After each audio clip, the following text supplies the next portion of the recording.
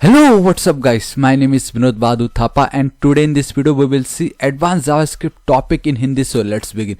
जी हाँ guys, तो आज हम इस वीडियो में देखेंगे advanced JavaScript interview questions in Hindi. तो चलिए गाइस शुरू करते हैं. लेकिन सबसे पहले गाइस, अगर अभी तक आपने मेरे चैनल थापा टेक्निकल को सब्सक्राइब नहीं किया तो प्लीज गाइस इसको सब्सक्राइब कर लीजिए for all the awesome videos. और आपको राइट साइड में एक रेड कलर का बेल आइकन दिखाई देगा, एक घंटी दिखाई देगा, उसको हिट कीजिए, उसको क्लिक कीजिए ताकि जो भी वीडियो मैं अपलोड करूँ सबसे पहले नोटिफिकेशन आपको आ जाए और आपको खुद से मैनुअली सर्च ना करना पड़े. और अगर अभी तक आपने मेरे वेबसाइट thapatechnical.com पे विजिट नहीं किया तो इस पे जरूर विजिट कीजिएगा इस, क्योंकि मेरे यूट्यूब में जितने वीडियो उन सब का सोर्स कोड मैंने यहाँ में फ्री पे अवेलेबल किया हुआ है, तो आप यहाँ से उसको क्लिक करके कोड को एक्सेस कर सकते. ऑलराइट गाइस, तो आज हम देखने वाले हैं एडवांस जावास्क्रिप्ट टॉपिक. तो जो इंटरव्यू क्वेश्चंस में पूछा जाता है गाइस, उसको बताने से पहले मैं आपसे क्वेश्चन पूछना चाहूंगा. और आज हमारा जो वीडियो होगा वो इसी पे ही डिपेंड है. तो मैं कंसोल पे आता हूं, ठीक है. यहाँ पे अगर मैं एक एम्प्टी एरे लेता हूं, ठीक है, सिंपली एक एम्प्टी एरे है. इसको अगर मैं ट्रिपल इक्वल टू, आपको मालूम है difference between triple equal to and double equal to in array, तो उसका लिंक मैं आपको टॉप पे दे दूंगा. अगर मैं ऐसे लिख देता हूं और एंटर हिट करता हूं तो आप देखोगे गाइस हमें फॉल्स मिल रहा है. क्यों? जबकि ये भी एक एम्प्टी एरे है और ये भी एक एम्प्टी एरे, इनका डेटा टाइप भी सेम है, वैल्यू भी कुछ नहीं, उसके बावजूद गाइस ये फॉल्स आ रहा है. जबकि अगर आप 1 इज ट्रिपल इक्वल टू अगर 1 लिखते हो और एंटर हिट करते हो तो ये ट्रू आ रहा है. But in case of array, जब ये एम्प्टी है, वैल्यू कुछ नहीं है, दोनों का डेटा टाइप भी सेम है, उसके बाद भी फॉल्स क्यों आ रहा है? तो गाइस इसको आज हम देखने वाले हैं और ये इंटरव्यू में पक्का पूछा जाता है. ऑलराइट गाइस, तो देखिए आप देख सकते हो जैसे कि मैंने क्या लिखा है यहाँ, टाइप्स इन जावास्क्रिप्ट. तो सबसे पहला टाइप गाइस, आई नो आपको ये मालूम होगा ही होगा, that is called primitive data types. So primitive मतलब वो जो जावास्क्रिप्ट में ऑलरेडी डिफाइन किया गया है, जिन मतलब जो प्रोग्रामर्स उन्होंने ऑलरेडी लिखा हुआ है ये टाइप को, जो कि है नंबर्स. लेट्स से 1, स्ट्रिंग्स में हाई माय नेम इज, आप कुछ भी लिख रहे हो, then boolean true and false, null and undefined. Guys इसके ऊपर भी मैंने वीडियो बनाया क्योंकि मोस्टली इंटरव्यू में difference between null and undefined भी पूछते, तो उसका लिंक भी मैं आपको टॉप पे, ठीक है, इस जगह पे टॉप राइट कॉर्नर पे नीचे डिस्क्रिप्शन बॉक्स में भी दे दूंगा. तो ये प्रिमिटिव डेटा टाइप होता है जो कि ऑलरेडी जावास्क्रिप्ट पे पहले से ही डिफाइंड है एंड सबको मालूम रहता है वो, ठीक है. बट एक और डेटा टाइप होता है जो गाइस जावास्क्रिप्ट पे डिफाइन नहीं किया गया है, वो यूजर उसको खुद लिखता है, ठीक है. So that is the reason why उसका नाम रखा गया है reference type. One is primitive type, दूसरा होता है रेफरेंस टाइप, और ये पूछा जाता है इंटरव्यू में. तो अब अगर आप पूछ रहे हो गाइस ये व्हाट इज रेफरेंस टाइप, तो देखिए अगर मैं आपको सिंपली बताऊं, प्रीमिटिव वैल्यूज जो होते हैं ना, are the data data stored on the stack, उसको स्टैक में स्टोर किया जाता है. बट ये जो रेफरेंस वाले होते हैं that are stored in a heap, ठीक है. अब आप सोच रहे हो स्टैक और हीप क्या गाइस, ठीक है, इसके ऊपर भी मैं वीडियो अभी तक मैंने बनाया नहीं है, बना लिंक दे देता, बट मैं आपको जरूर लिंक दूंगा.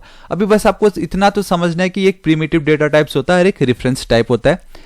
प्रीमिटिव के अंदर ये हम जो डेली यूज कर रहे होते हैं ना, नंबर्स, स्ट्रिंग, बुलिंग्स, नल, अनडिफाइंड, ये सब प्रीमिटिव है.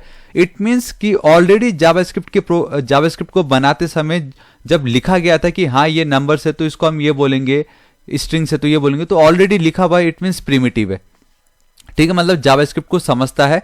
अभी हम ECMAScript करें तो उनको भी समझता है, लेकिन जावास्क्रिप्ट को ये कौन सा टाइप का वो नहीं समझता, तो उसको हम कहते हैं रेफरेंस टाइप. मतलब जिसपे जावास्क्रिप्ट वालों ने ऑलरेडी पहले नहीं लिखा था, इसको यूजर खुद लिख रहा है ताकि एक पर्टिकुलर जगह पे हम इसको स्टोर कर सके, एक किसी रेफरेंस देके हम इसको स्टोर कर सके, समझ रहे हो. So that is why we call a reference type. अभी मैं आपको प्रैक्टिकल के साथ दिखाऊंगा, आपको और समझेगा, ठीक है. सो आई होप गाइस इतना तो समझ गया होगा. अभी मैं वापस आपको ले चलता हूं हमारे कंसोल पे, वहां पे मैं आपको दिखाता हूं कि ये रेफरेंस टाइप क्या हो रहा है एक्चुअल में, ठीक है, ये वर्क कैसे करता है. प्रिमिटिव मैंने जस्ट अभी आपको जो दिखाया था एग्जाम्पल, ये देखिए यहाँ पे ये जो 1 इज इक्वल टू 1 था, ये था आपका प्रीमिटिव डेटा टाइप.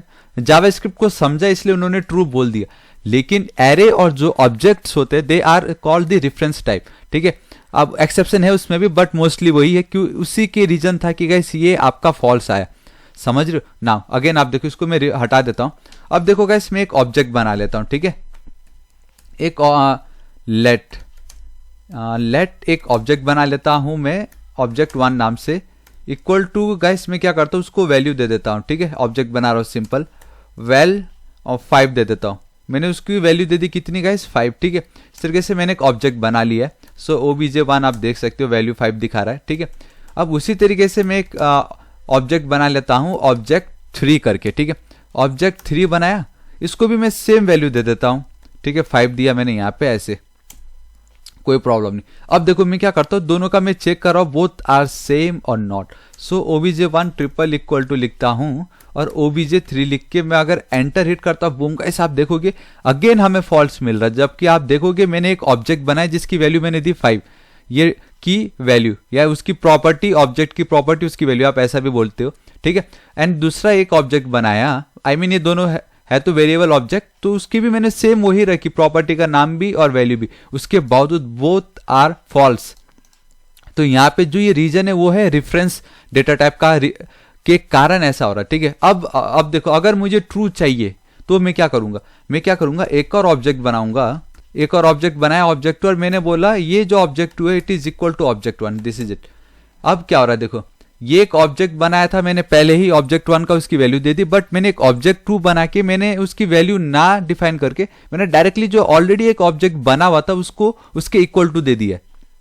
अब अगर मैं लिखता हूं कि ठीक है, अब देखो अगर मैं लिखूंगा object 1 is triple equal to object 2 and enter, ठीक है, बूम गाइस ये देखो ट्रू आया। क्यों? अब इधर क्या हुआ कि ट्रू आया और इधर क्या हुआ था कि फॉल्स आया, जबकि वैल्यू सेम है, ठीक है। तो यहाँ पे जो ये रीजन था again it call a reference data type, ठीक है। अब देखो मैं आपको समझाता हूँ यहाँ पे क्या हो रहा है, ठीक है। ये देखो गाइस यहाँ पे मैं बैक जाता, आई मीन मैं नेक्स्ट कर रहा हूँ। ये देखिए सबसे पहले मैंने एक ऑब्जेक्ट क्रिएट किया ऑब्जेक्ट 1 नाम से, जिसकी वैल्यू मैंने रख दी 5, ठीक है।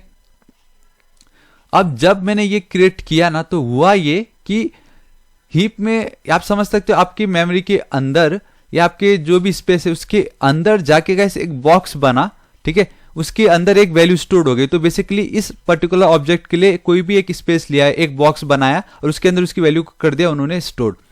उसके बाद हमने क्या बोला, ठीक है, object 2 is equal to object 1, मतलब ये जो वैल्यू था उसको हमने यहाँ पे एक उसकी उसी का ही रेफरेंस दे दिया, इसको हम बोलते हैं रेफरेंस डेटा टाइप। अब आपको समझेगा, देखो जब हमने एक नया ऑब्जेक्ट बनाया, बोला ठीक है ये आपने एक नया ऑब्जेक्ट बनाया, उसको मैं एक बॉक्स बना देता हूं, उसके अंदर आप ये वैल्यू रख दो। लेकिन जब हमने एक नया ऑब्जेक्ट बनाया ऑब्जेक्ट 2 के नाम से और उसको इसके इक्वल टू कर दिया, तो इसके लिए कोई बॉक्स नहीं बना, बिकॉज ये ऑब्जेक्ट 2 जो है इसका रेफरेंस ले रहा है, इसकी जो वैल्यू है वही अब जो ऑब्जेक्ट 1 के अंदर है वो इसकी हो गई। तो मेमोरी में गए, उन्होंने बोला भाई किस लिए बनाओ, जबकि आप तो इसका रेफरेंस ले रहे हो तो उसके लिए कोई ऑब्जेक्ट नहीं बना। सेम उसी तरीके से जब मैंने एक ऑब्जेक्ट 3 बनाया था, उसको मैंने वैल्यू पास की थी, तो मेमोरी ने देखा, उन्होंने बोला अरे यार इन्होंने तो एक और ऑब्जेक्ट बनाया जिसके अंदर उन्होंने वैल्यू पास की है, तो इसके लिए मुझे एक और नया बॉक्स बनाना पड़ेगा। तो उस तरीके से गाइस अंदर ही अंदर एक न्यू बॉक्स बन जाएगा बॉक्स 2, ठीक है, जिसके अंदर वो वैल्यू पास कर देंगे। यहाँ पे जो 10 लिखा गाइस डोंट वरी, ठीक है, वो 5 ही आप समझ लो, ऐसा इधर का वैल्यू 5 उधर 10 नहीं हो जाता, एक्चुअली वो मिस्टेकली 10 आ गया। तो अगर वैल्यू 5 है तो 5 इधर है और इधर भी वैल्यू 5 इधर 5 है, तो समझ रहे क्या, जब एक नया ऑब्जेक्ट बना के वैल्यू पास किया हमने तो एक न्यू बॉक्स बना और उसमें वो वैल्यू स्टोर हो गई। उसी तरीके से ऑब्जेक्ट 3 के लिए भी एक नया बॉक्स बना और वैल्यू स्टोर हो गई। बट जब हमने एक ऑब्जेक्ट 2 बनाया नया और इसके साथ रेफरेंस दिया तो कोई बॉक्स नहीं बना, इसलिए रीजन अब देखो क्या होता है, ये इससे लिंक है, जब हमने ऑब्जेक्ट 2 को बोला तो ये अब डायरेक्टली इस बॉक्स से लिंक हो गया है, ठीक है, और उसी तरीके से इसका लिंक इससे हुआ। तो जब मैंने लिखा था object 1 is equal to object 3 और नॉट, हालांकि वैल्यू सेम थे, but because of reference data type वो इक्वल नहीं हुए। क्यों? क्योंकि जब एक हमने ऑब्जेक्ट बनाए तो वो अंदर ही अंदर इस मेमोरी स्पेस में, आप मैं जैसे बताया था हीप के अंदर स्टोर हो रहा है, तो वहां पे एक नया बॉक्स बना और उसके अंदर वो वैल्यू स्टोर हो गई थी।